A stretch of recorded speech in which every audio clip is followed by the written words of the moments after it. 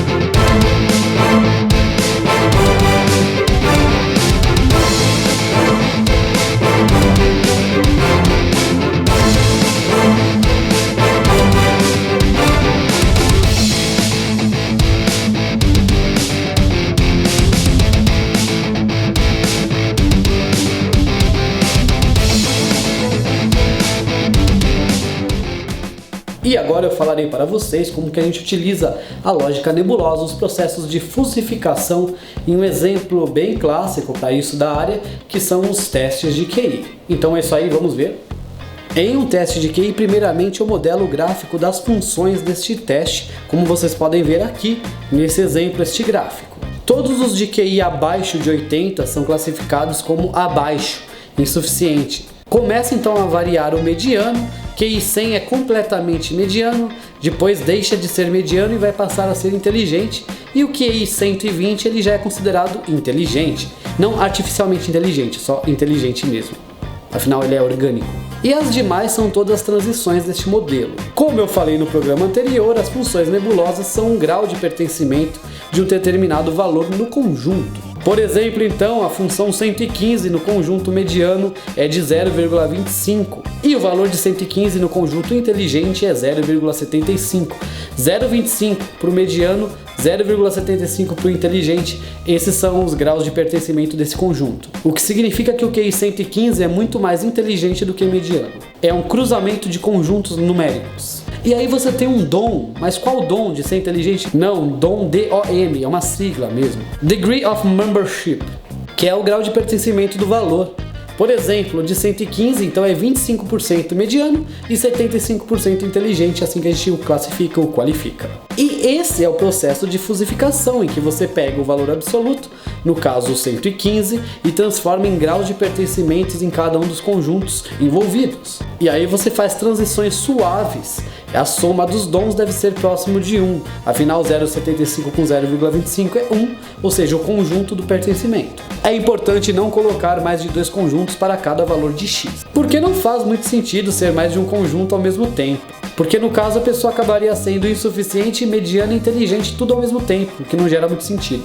A transição ela é sempre de um conjunto a outro. E aí entram os operadores, como em qualquer lógica eu posso ter as operações sobre elas. Pode ter o AND, ou seja, o E, o OR ou NOT, que é uma negação.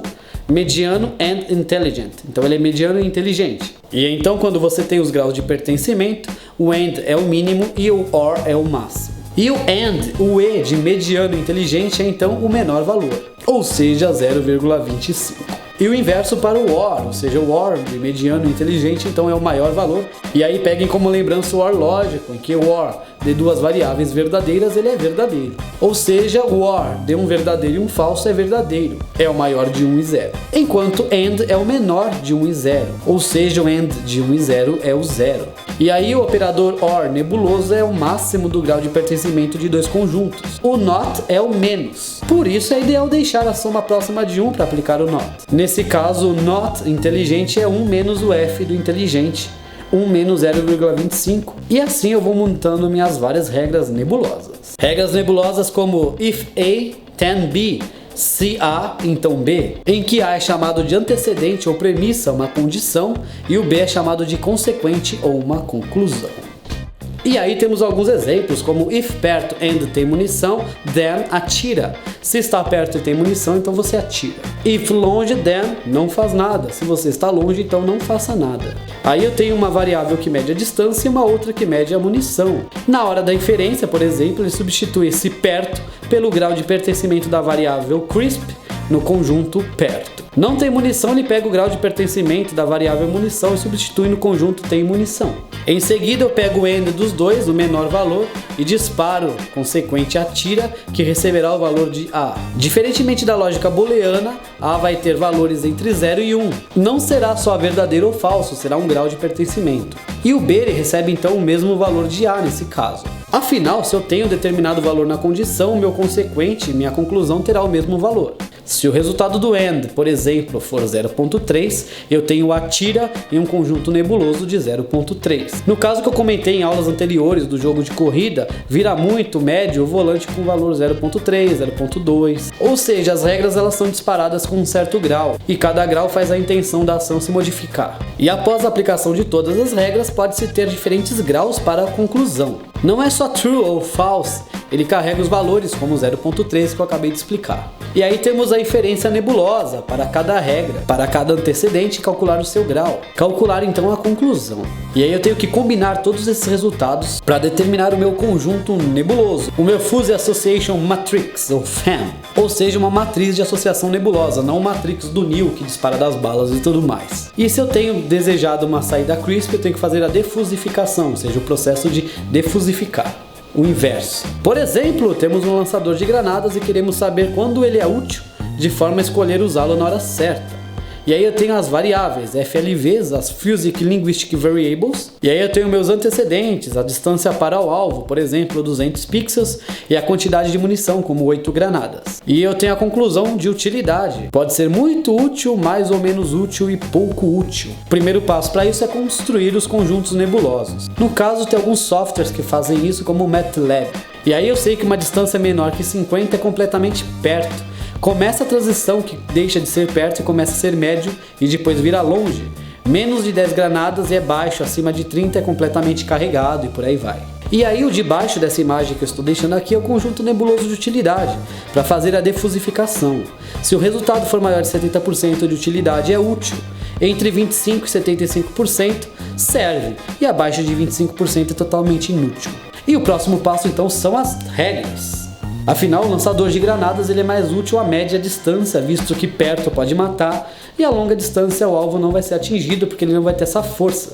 E aí eu tenho todas essas regras aqui do lado. If longe, and carregada, then serve. Se estiver longe, carregado, serve. Eu poderia colocar, por exemplo, que se está perto é inútil, independentemente de qualquer outra coisa, já isso filtraria a ação. E aí eu tenho, por exemplo, 200 pixels de distância com 8 granadas. Eu devo usar o lançador de granadas? Pelo gráfico anterior a gente viu que 200 pixels é 0.33 de longe e 8 granadas é 0, pois está distante de carregada. E aí eu tenho a regra 1, longe 0.33 end carregada 0, o end é o mínimo, então é o 0, essa regra não foi disparada, pois deu 0. A regra 2 disparou o inútil com 0.33. E aí com base nisso eu gero a matriz de associação nebulosa que indica qual regra disparou qual valor. Ela não dispara nenhuma regra com valor 0. E aí a gente vê que só 4 das regras então dispararam. E aí vamos considerar apenas as regras disparadas. O valor obtido pode ser considerado como o nível de confidência daquele resultado. Útil 0.67, serve 0.2, inútil 0.33. O max das duas que dispararam. Pode usar o mínimo, a soma ou alguma média. Por exemplo, a regra inútil disparou 2 vezes. Considero a maior delas, a média. Considerei a maior, o max das duas. Volto ao gráfico de saída, tento observar os valores e jogá-lo no gráfico. Eu pego então esses valores e traço no gráfico direto, portar no gráfico anterior, onde as utilidades servem. E aí eu começo a entender melhor esses valores, essas questões e essas regras, e aí a gente vai começar então a defusificar. E é isso aí, turma, esse foi o vídeo de hoje mostrando alguns exemplos do processo de fusificação de inteligência artificial, e na próxima semana a gente mostra alguns exemplos de defusificação, e aí vamos prosseguindo para o final da nossa série de inteligência artificial. A gente pede sempre aquela contribuição ao canal, espero que vocês tenham gostado do vídeo, deixe o seu like, nos siga, compartilhe, interaja, inscreva nas redes sociais para dar aquela força. Qualquer dúvida deixe nos comentários que sempre responderemos a todos. Então é isso aí, hoje eu não tive muitos problemas com as inteligências artificiais, mas eu noto que logo elas chegarão. Então é isso aí, obrigado a todos por tudo e até a próxima. Fui!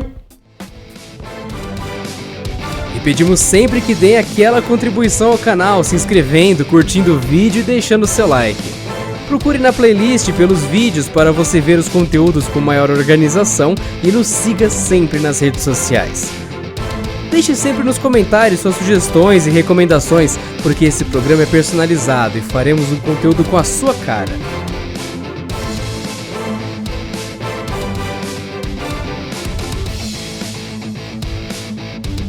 Canal Destec, o canal mais diversificado da internet.